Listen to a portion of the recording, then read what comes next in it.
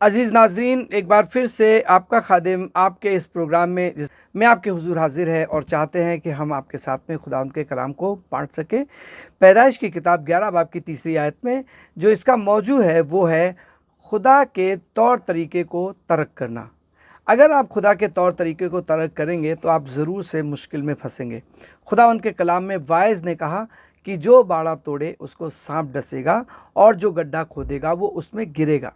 तो जो चीज़ें हम खुद से अपनी मुसीबत के लिए गड्ढे खोदते हैं, अपनी मुसीबत की चीज़ों की तैयारी करते हैं, वो हमें परेशान करती हैं और उससे हमारा फ़ायदा नहीं होता, पर हम एक बहुत खसारत अपनी ज़िंदगी में, एक नुकसान अपनी ज़िंदगी में देखने पाते हैं।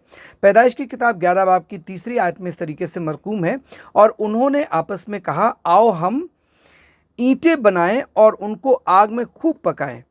सो उन्होंने पत्थर की जगह ईंट से और चूने की जगह गारे से काम लिया। यहाँ ईंटा पकाने से बुरा कुछ नहीं है।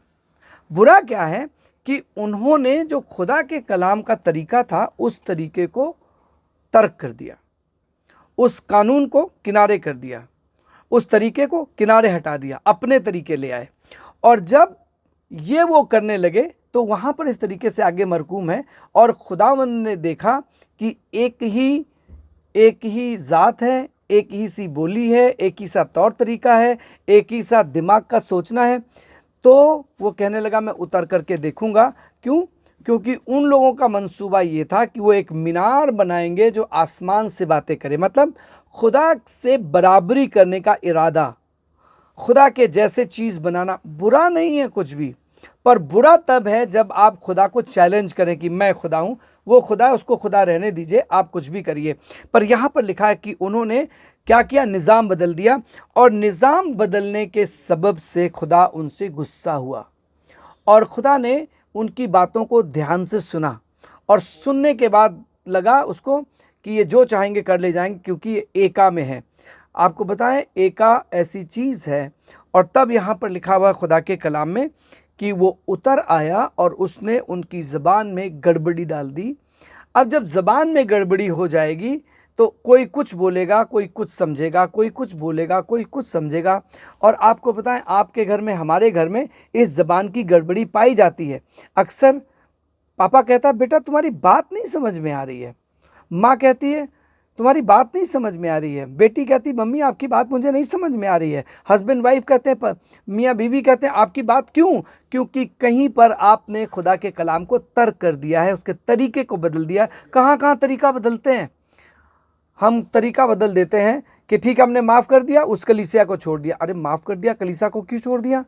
नहीं, हमने माफ़ कर दिया है। तो कौन सा माफ़ किया है? नहीं माफ़ किया, आपने तरीका बदला है माफ़ करने का, पर माफ़ किया नहीं है।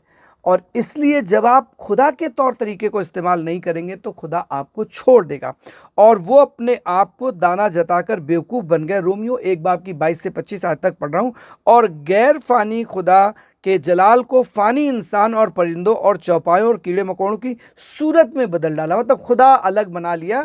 वो खुदा जो जिंदा खुदा है, जो तंबी करता है, जो बरकत देता है, जो बात करता है, जो चीज़ों को संभालने में हमारी मदद करता है, वो खुदा नहीं चाहिए हमें। वो खुदा चाहिए जो हमने बनाया है, जो हमारे ज़रूरत के मुताबिक है, जो हमारे मन माफिक है, जैसा हम चाहते हैं। हम ऐसा खुदा चाहते हैं जो हमारे मुताबिक चले, हम ऐसा खुदा नहीं चाहते जिसके मुताबिक हम चलें।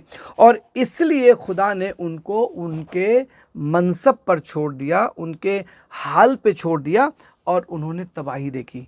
साइमीन, खुदा नहीं चाहता कि आप तबाही देखें।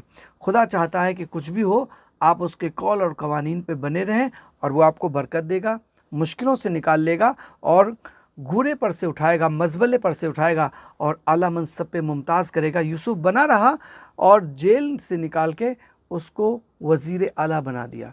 आपके साथ भी यही होगा। खुदा आपको बरकत दे। खुदा हाफिज़।